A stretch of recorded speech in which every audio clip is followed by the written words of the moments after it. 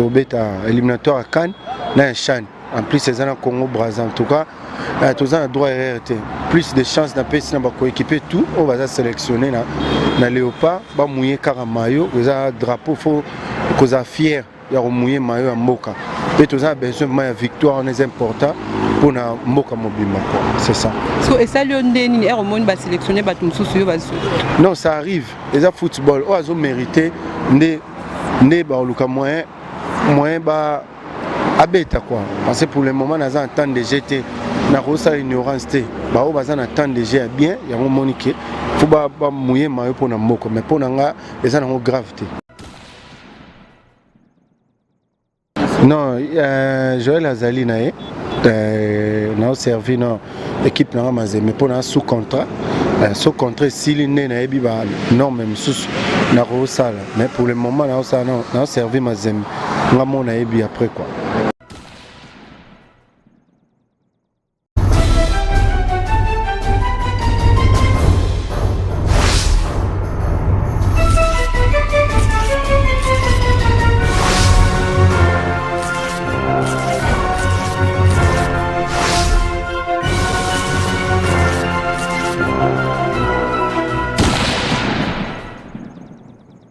À tous, c'est la photo quand tu es bino. En tout cas, ton côté vraiment partout, ton micro côté partout dans le monde du sport, tout ça, dans le monde de la musique, tout ça. Net, c'est là vraiment tu étais sur le terrain. Tu aurais que non, Joël qui moi qui a au ça là-bas dans le terrain et on a tous sur place, tout le monde vraiment ailleurs au ça là-bas dans na batu, na ba joueur bazan dans le terrain, hein. De tout le monde tout a expliqué pourquoi il a fait ça parce que ça fait longtemps à Bungi pe azomo na naté. On va commencer par dire bonsoir Joël. Oui, bonsoir madame. Boni. Oui, santé calme. Comme d'habitude. Papa, tu as un terrain où il y a un badon, il y a un confronté. Pourquoi au sali? Bon, la sélection est lemba, pour moi, lemba. Né grandi na lemba, si les lopé na zan lemba. Bon, ils ont aide à aider coéquipier na ngato beta na bango bazali na sélection pour le match ils ont en plaire quoi, uniforme quoi, ma propre. Il y a un moment que moi aide wane, ou mon nani amké na lukina partager ta na banini. Joël, moi, tout le monde encore sous le thème que l'on a la circulation, tu comprends qu'est-ce qui se passe vraiment? Oui, Joël Azali, dans un chantier. Je dis, dans un chantier, ça va pour elle aussi là, tout le monde a un suspense quoi. Parce que le bas mingi tu comprends Joël parce que tout le monde a question va poser, va répondre, non Joël pour na biso tout le monde Joël vraiment c'est le diable. Joël qui moi vraiment bête match bien mais pourquoi cette question de tu comprends c'est une question moi les cas qu'il faut régler ou bien ça? Non, Joël Azali nae n'a servi dans l'équipe na Mazé mais pour un sous contrat si l'année na ebi ba non même sous na rosala mais pour le moment n'a servi Mazé nga mona ebi après quoi. Yemo yebi. Oui, nga mona ebi. Est-ce qu'on a compris ba potonyo so bazolanda on a minute bazotala o bazotuna ba question ba nga ba eba Joël amona na toko ça ba. Non, ba eba ki nazali na chantier veut dire moi tant de jeunes m'te sala ke nazate mais son azu na ozo tant de jeunes kala mingi te na équipe moko ba royoka nde vraiment ba découvrir o ebomba main quoi. C'est ça.